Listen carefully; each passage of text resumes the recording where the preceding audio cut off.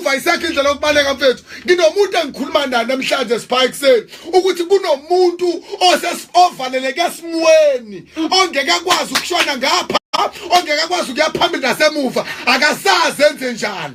Hey, no akazi enze njani akazi mafuna athatha u-right noma u-left noma hlehle kunabantu abasesimone esinjalo. Lithi iBhayibheli bathi befika eGibhithe nansi into engizokhuluma ngayo ngizothi mina yonke into ekulandela kusuka ngoJanuwari hey Nkosi yami. iyeke wena ishinto eyodwa enhlizweni yakho ithi sofica nolwandle. Hey Nkosi yami. Hayi awungizwanga Ngiyakuzwa. sofica nolwandle abakwa-Israyeli eGibhithe kodwa abaseGibhithe abakhishwanga.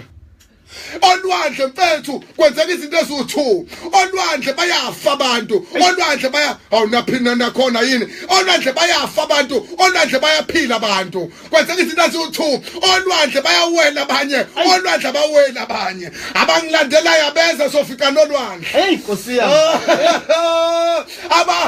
Abangilandelayo abeza ngibaxoshi. Labade bengihlaba unyaka wonke abeze. Labade bekhuluma kabi ngami abeze. Labade bethi ngekulungela lutho ngami abeze. Lenhlupheka yize lokugula kuze sofika nolwandle. Uma kufika olwandle mfethu kampheli semphela ndaba.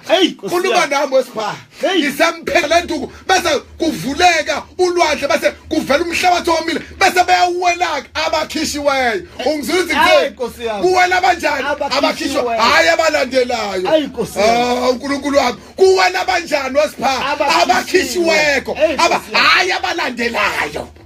Abalandela wena kanti ababona bebalandela wena balandela lokukhiphileyo. Uma belandela wena abalandeli wena balandela uNkulunkulu wakho okhiphileyo ngoba mina ngila olwandle ukuba kuyangama abangihlela eGibhithe yena naphakade akuwena wonke umuntu abanye bayawela abanye basala olwandle. Lithi iBhayibheli bathi befika ngaphesheya abaka-Israyeli lithi iBhayibheli wathi ogcina waseGibhithe efaka unyawo. Ungizwile ukuthi ngitheni leli gagasi lokugcina wathi efaka unyawo egagasini lokugcina. Lithi iBhayibheli wathi uNkulunkulu sebephelile engibakhiphe eGibhithe kodwa manje sengizodestroya laba abalandele engibakhiphileyo. Lithi iBhayibheli uNkulunkulu wami Nkosi uJesu ngase kuvuka iculo lapha kimi elithi uyabathwala bakhe uyabahola endleleni. Hawu aqhubeka omunye athi ungajabuli ngami sitha sami hothi ngiliphambanezele leli vesi ungajabuli ngami ngenxa lentshumayelo ungajabuli ngami sitha sami uma ngilandelwa ngoba ulwandle lizovuleka. uNkulunkulu wami uma ngiwa azi sathane uma ngiwa ngisazovuka angeke ngiwe unomphela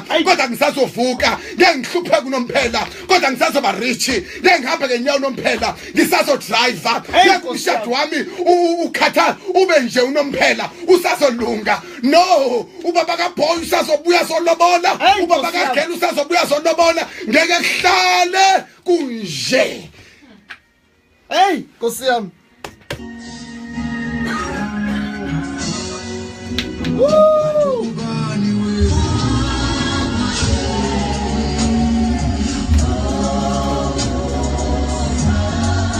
Oh hallelujah. Kunjalo mfethu abantu bazowela bawelele ngaphesheya bayeke abakhuluma kabi bakhulume kabi bayeke abakuhleba nabakuthatha bayeke kodwa ulwandle asuweli sonke into engiyaziyo. Amen. Hayi Nkosi yami ulwandle ngeke silwele sonke. Ngeke silwele sonke. Ulwandle kuyowela abakhishiweyo Nkosi yami. Ngeke siwele sonke. Akithi phela uthwala abakhe. Yebo. Hey Nkosi yami 0893109947 silwela nabo ulwandle esithi thina sikhishiwe. Thina sikhishiweyo. Lalela uyabona umuntu okuhlebile usulokumosha isikhathi.